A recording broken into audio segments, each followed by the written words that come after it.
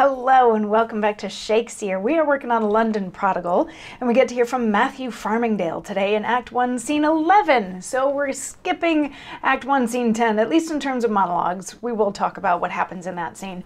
So we had this very lovely comedy going on, and then Matthew got married to Luce, and then he got arrested, and she stood by him, and she was disowned, and she didn't know what to do. But eventually, the Flowerdales, the elder Flowerdales are like, we'll take care of you, Luce. You'll be okay. You'll have enough money. Come with us. Everything will be fine. She's been totally cut off from her family. Her father was like, I want nothing to do with you if you're going to stay here and be with him. So that was sort of the end of Act 1, Scene 9, was she's going to be taken care of, but she's going to sort of have to hang out in disguise so that she doesn't have to deal with the shame of being abandoned in this marriage, but so that she can also still be comfortable living in her home, or at least her hometown, living somewhere where she knows the people and knows how to get around and all those fun things. So Act 1, Scene 10, we're in Spurcock's house, and Spurcock is there along with Weathercock and Oliver and Civet and Francis and Delia and Greenshield, and Spurcock is feeling maybe a little bit guilty about the fact that he disowned his daughter, and Civet changes the subject almost instantly, and he's like, but Francis and I are getting married, and we're going to be happy enough for everybody, so everybody should be happy because we're all going to be good. And you're coming to the wedding, right? And you're coming, and you're coming, and you're coming. And he checks in with everybody to make sure that they're coming to the wedding feast, and they're all like, yes, we're coming. And then there's a weird bit where Francis is like, shouldn't Delia come with because she's so good at cooking and everything? Delia's like, yep, I'll be there and everything will be good. But then Civet's like, I'm not going to have my wife hanging out with the kitchen maids. And she's like, what? No, that wasn't the intention of what we just said. But everything's like fine there. It's just a weird little misunderstanding bit. And then they leave the stage. And then Weathercock and Greenshield turn the conversation back to poor Luce. And they're like, Spurcock, it really is your fault and your doing. So you're the one that should go and apologize to her. But none of them know where she is, because remember, she's in disguise, hanging out. So Greenshield and Oliver are like, we will set out to find her so that you can apologize to her. And he's like, okay, cool, thank you. So they leave to go find her. So now we're just down to Weathercock and Spurcock on the stage. And Spurcock is like, you know what? I have an idea for how I can fix this. Matthew's still in jail, right? And they're like, yeah, I think he's still in jail. Why would he not be in jail?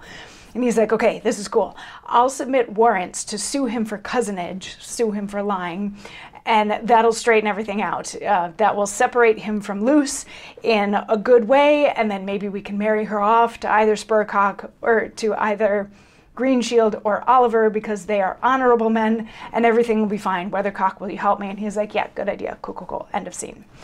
So that's Act 1, Scene 10.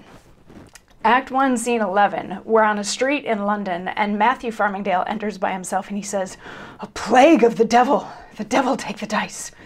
The dice and the devil and his dam go together. Of all my 100 golden angels, I have not left me one denier. A pox have come a 5, what shall I do? I can borrow no more of my credit. There's not any of my acquaintance, man nor boy, but I have borrowed more or less of. Would I knew where to take a good purse and go clear away. By this light, I'll venture for it. God's lid, my sister Delia. I'll rob her by this hand.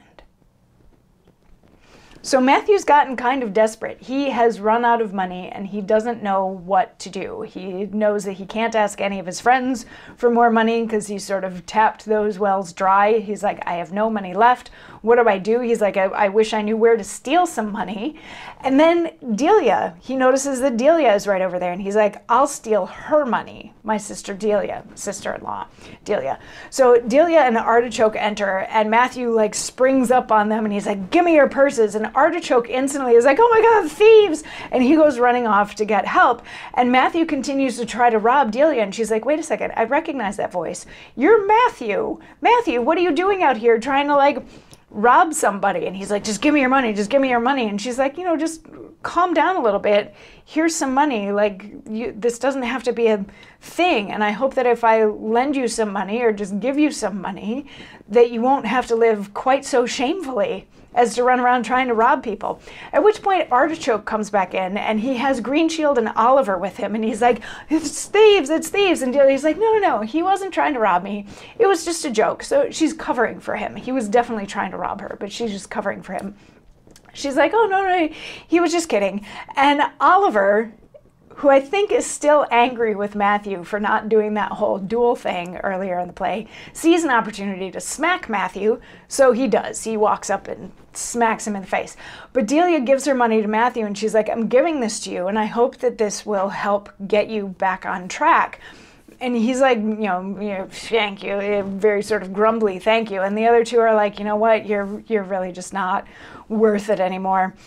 And then everybody except for Matthew leaves, and he has another moment on stage at the end of the play, or at the end of the scene, it's not long enough to qualify for a monologue for this, but he's just talking about sort of how sad his life has become and how he doesn't really have anywhere else to turn, and he's questioning his own self-worth and all of these sorts of things.